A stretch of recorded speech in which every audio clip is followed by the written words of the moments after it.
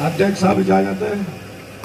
यहाँ पर उपस्थित आदरणीय पिता समान सभी बड़े बुजुर्ग, सभी नौजवान साथी और सभी माताएं बहनें, सबको मेरा हाथ जोड़कर नमस्कार, राम राम। आज जो आप लोग सब यहाँ पर इकट्ठा हुए हैं, मसला है डंपिंग यार्ड का, मसला है क्षेत्र की तबाही का।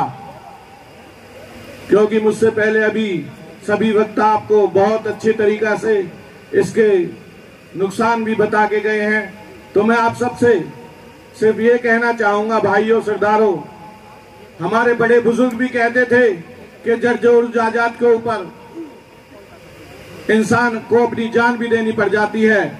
तो ये ऐसा माहौल है, ऐसा डंपिंग यार्ड बनने जा रहा है जहां ना जर रहेगा, ना जोर रहेगी, ना जायदाद रहेगी।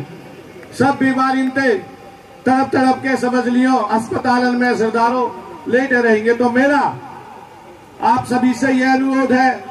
Welcome to the future of engineering education. Echelon Institute of Technology, Faridabad, offering courses like BTech, MTech, BBA and BCA. Visit eitfaridabad.com. Echelon Institute of Technology, Faridabad, leading the cause of transformation of education and winning it.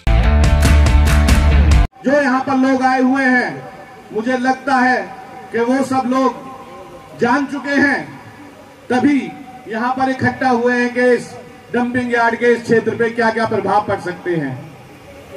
हो सकता है कि कुछ लोगों को यह भी नहीं पता हो, दो चार ऐसे भी होंगे जिनको यहाँ पे आने से पहले ये नहीं पता हो कि शायद गांव की पंचायत हो रही है, क्षेत्र की पंचायत हो रही है, मसला क्या है।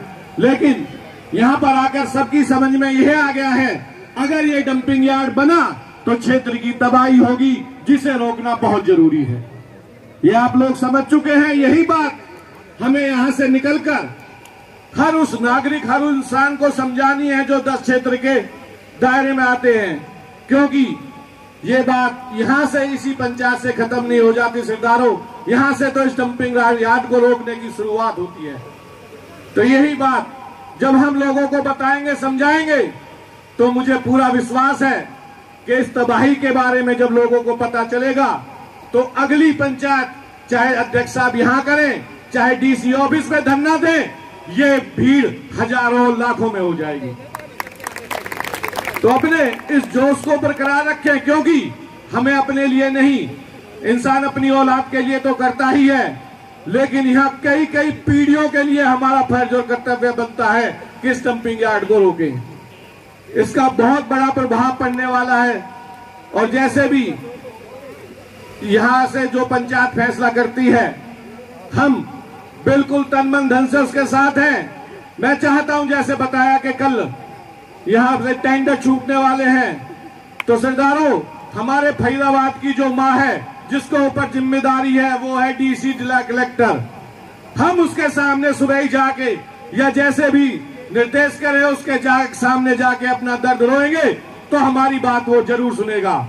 और नहीं सुनेगा तो फिर वही बात है सरदारों कि जड़ जोरू जायदाद पे तो दुनिया लड़ती मरती आई। और यूं हमारा अधिकार है स्वच्छ हवा को। पहले ही हमारा फरीदाबाद बहुत पॉल्यूशन के दबाव में है। विश्व में भी हमारे फरीदाबाद की पॉल्यूशन के नंबर पे दूसरे नंबर पे गिनती आती है। तो सरदारों, मैं यही कहूंगा, ये मसला सिर्फ यहां खत्म करने का नहीं है, यहां से शुरुआत है। और इस लड़ाई को ऐसे लड़ो जैसे भटपुरिया ने दिल्ली को किलो तोड़ो सरदारों। इतिहास गवाह है, इतिहास गवाह है, उस समय भी इस क्षेत्र का सबसे बड़ा बलिदान था। और ये क्षेत्र ना मुगलों के काबू में आया सरदारों, ना अंग्रेजों के काबू में आया। और जब हक के लिए लड़ेंगे तो सरकार हमारी खुद की है सरदारों, अपने काबू में कैसे आ जाएगा। तो मैं आपसे ये कहूंगा कि हम अपनी लड़ाई के लिए पहले से भी अपने भविष्य के लिए, देश के लिए बलिदान देते हुए आए हैं। और ये तो हमारी बहुत पीढ़ियों का मसला है। ऐसी आग एक दिल में जला लो कि डंपिंग यार्ड बनाने की तो दूर सोचे भी ना सरदारों, और ऐसा कोई प्रस्ताव पास करवा ले इसमें कि यहाँ पे स्कूल, कॉलेज, बिल्डिंग, कुछ भी कोई ऐसा जो हमारे समाज के लिए हित, आप लोगों के लिए हित के लिए हो, उसकी लड़ाई लड़े सरदारों। तो मैं ज्यादा कुछ ना कहते हुए आप सभी का धन्यवाद करता हूं, जिन्होंने इस समाज के लिए इतना समय निकाला, सभी पत्रकार बंधुओं का मैं आभार व्यक्त करता हूं कि उन्होंने जो जनता की आवाज को बुलंद करने के लिए जो आज उनके दर्द को समझते हुए यहाँ पर आए हैं, मैं उनका भी तहे दिल से बहुत धन्यवाद करता हूं। जय हिंद, जय भारत। बहुत बहुत धन्यवाद। मान साहब ने कहा कि जब हम 1857 में नहीं झुके तो अब झुकने का तो कोई सवाल ही पैदा नहीं होता।